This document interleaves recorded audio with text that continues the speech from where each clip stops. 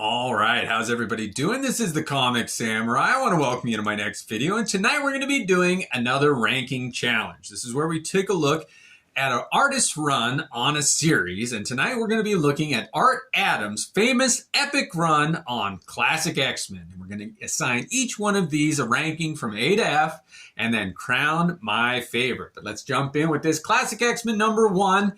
And when Art Adams did this cover, he captured one of my favorites. I've talked about this one at length before, and it recently won my first ever comic bowl. It'll go down in history just like the Green Bay Packers as winning the very first championship game. I can't say enough good things about this cover. I love every aspect of it, and I think that he captured the essence of every character of the X-Men, past and present, in this cover. I absolutely love it. We'll give it an A.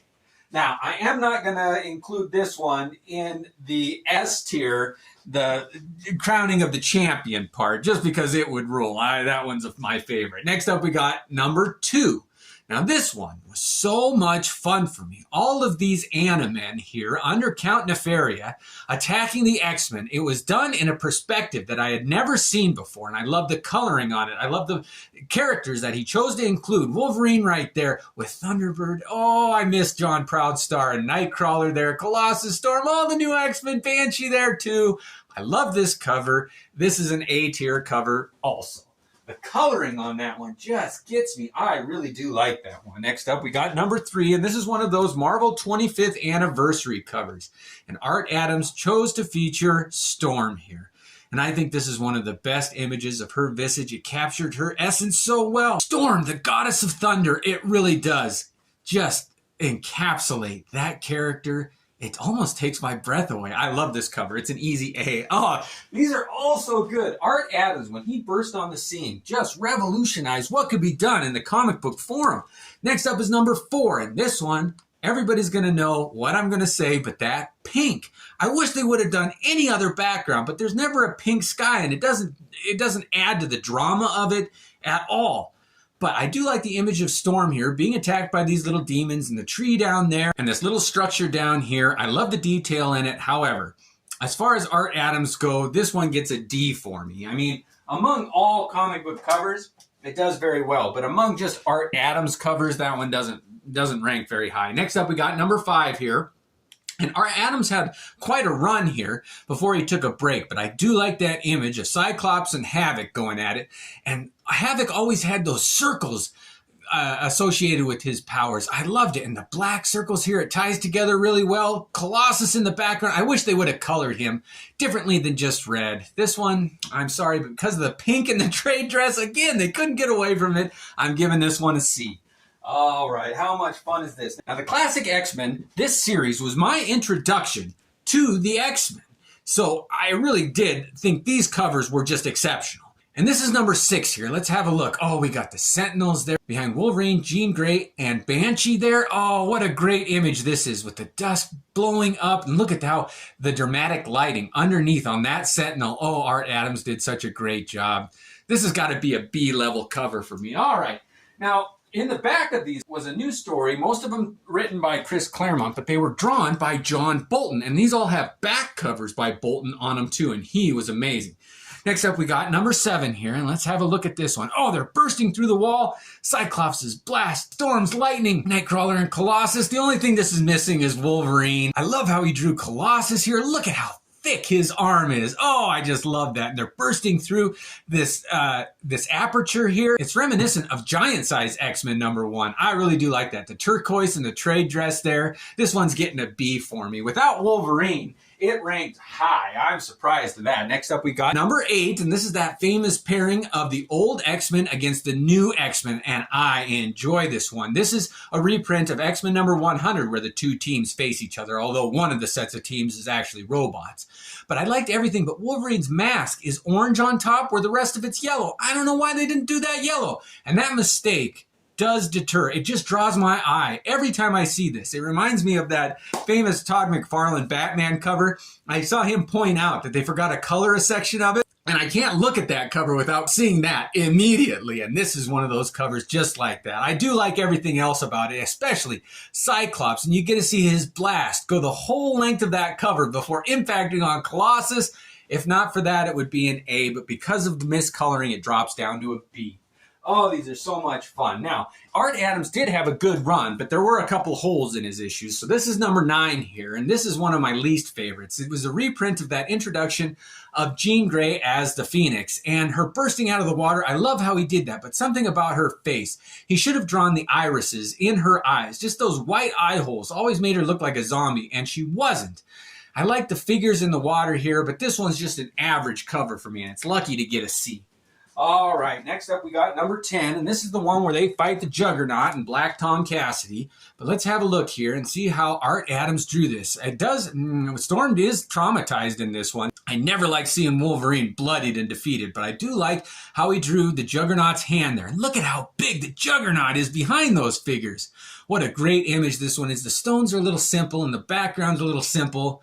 I do like the idea of the Juggernaut, but this is just an average cover done by Art Adams. Now, I liked his earlier style. It has changed recently. He's one of the artists that has gone through a huge change in his style more than almost any other, I think. And his newer stuff doesn't appeal to me as much as this older stuff, but this is one that he did not do the cover to, that issue number 11. Now, this issue number 12 is an homage cover that he did, and because he was trying to kind of copy the style of Jack Kirby, it did not come off very well. I never liked how he drew Wolverine's claws here, and the force of Magneto, and the blast of Cyclops' optic beam, and what a contrived little thing they had here for Nightcrawler to be swinging in on. This is the one that's just a fail for me. It doesn't work. I didn't like this cover here. It's my first F, and I hate to do that to Art Adams. That doesn't mean I don't love everything he does. Like, there's a big part in my heart for that one even too. Next up, we got this number 13.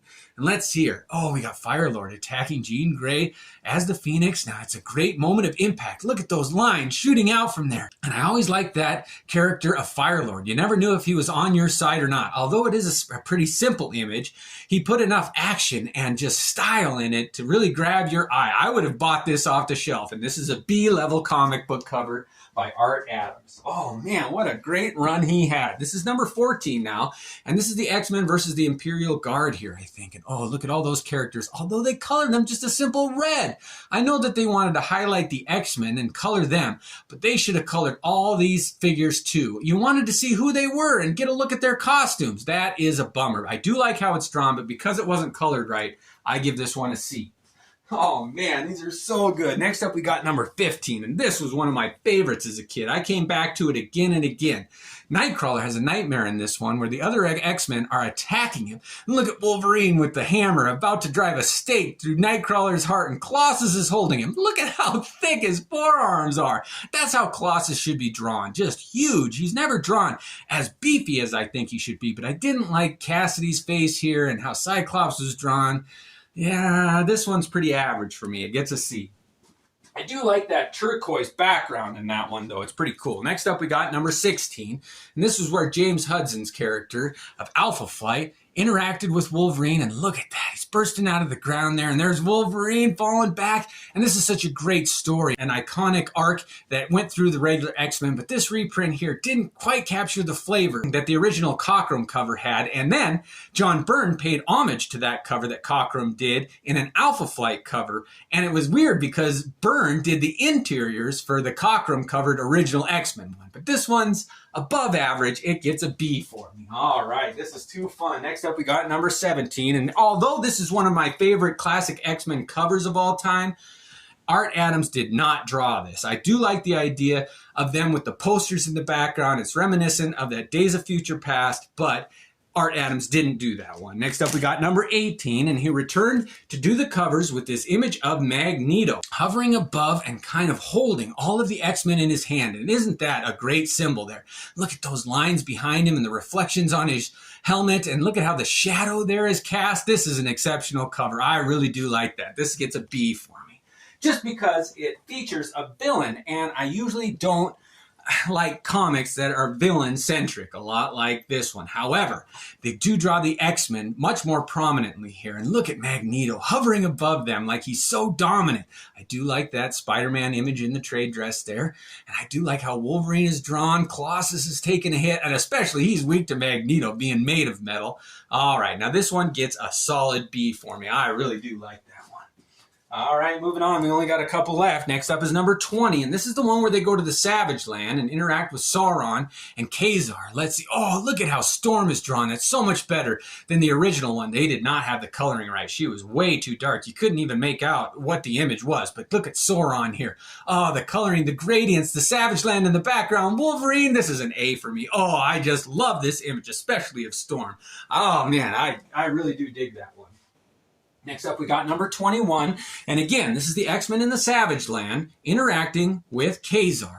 And this time you get to see his saber-toothed tiger and Nightcrawler swinging in the trees, the X-Men behind him. Look at how he chose to split where it's just black on this side. I always wondered why he did that.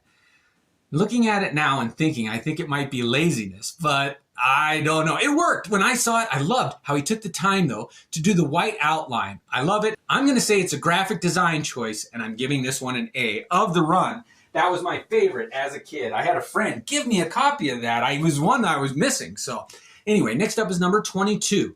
And this one, oh, look at that giant reaching his hand there. And the way that Art Adams drew hands, I just love that. Wolverine backing off from it, Storm coming in, all the X-Men reacting to that hand. Spider-Man in the trade dress, again, Khazar there. Oh, this is a great image. It's a symbol of this villain. He doesn't actually appear. There's nobody that big in the comic book, but what a great image. This is above average. It gets a B for me. All right, look at how top-heavy those rankings are. All right, last one we got is number 23. And this was probably my least favorite of the bunch. It's kind of Professor X versus the Shadow King in the dream plane or something. He tried with the reflection. They tried with an astral background, but it did not work. This costume of Professor X, they didn't know how to color it right. Doesn't work. This is getting an F. All right, well, we've got all of them ranked now, all 21 of his issues. So let's go ahead and have a look, and we can see how they ended up. And then we'll go ahead and we'll look at the ones in the A tier and pick our favorite. All right, we got Khazar in the Savage Land. Oh, I love that. Storm under Sauron. We got Storm 25th anniversary, all of the Animen versus the X-Men, and number 1. We're not going to include that one because it would dominate, but of these 4 here, which one of those do I like best? This one probably drops down. These two, I gotta say, I like Storm here, but no, it's gotta be this one. The choices that he made to highlight it, I just think that is so unique. Why he chose to cut half of the image out and just make it a black background, it's fascinating to me. I love covers that are a bit of an enigma, and this one, what a great image. That's my favorite one of Art Adams on his classic X-Men run. Well, these are so much fun. I hope you enjoyed it. Again, I want to know what run you'd like me to review and rank, but this is how I saw them. I want everybody to have a great night, and thanks for joining me.